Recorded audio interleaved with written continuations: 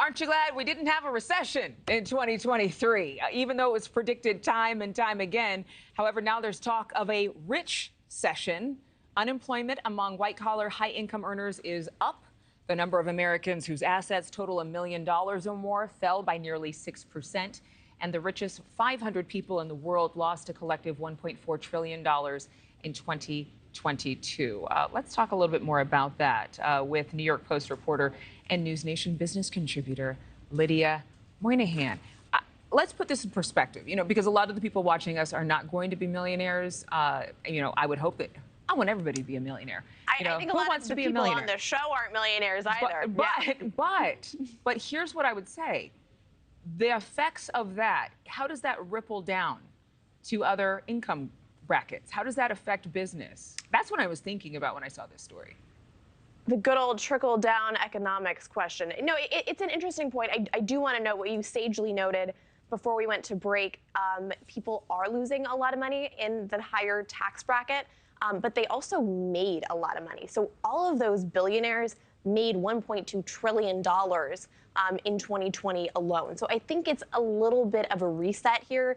You win some, you lose some, but it is interesting to see that it's disproportionately impacting some of these higher income makers. And it's an interesting phrase because I do think it's capturing what happens now, where on the one hand, there is still relatively low unemployment. The economy is still doing okay. Inflation is tough, but the economy is still doing okay. But it's really those white-collar jobs, the people making over six figures, who are disproportionately losing their jobs.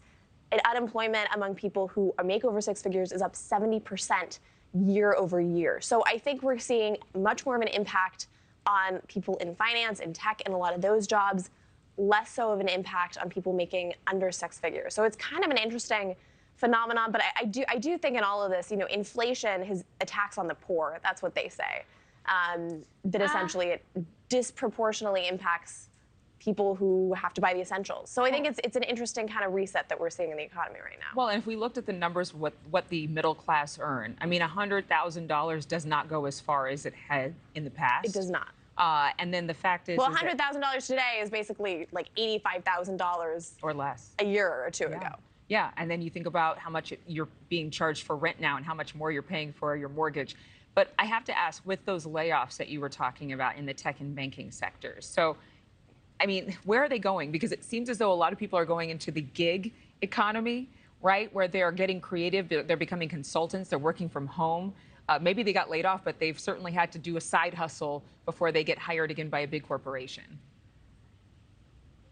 Yeah, you're right. People are having to be much more creative about what they're going to be doing. And once you're used to making a certain income, it's very hard to go back. So anecdotally, at least, I know a lot of people who are just kind of waiting around for the right job to come around. They're living off their savings. They're doing gigs here and there, but they want to get the job that they have been used to having. And I don't know at this point when that's gonna come.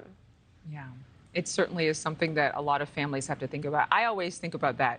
No matter what your income is, you usually have somebody that you're supporting, whether it's a parent who's aging, a child who's growing up, a college tuition to pay for, and everything costs more. So we can all relate to that. Lydia, thank you so much. It's true. Thank you for watching. Go to newsnationnow.com to find NewsNation on your television provider. And don't forget to click the red subscribe button below to get more of NewsNation's fact-driven, unbiased coverage.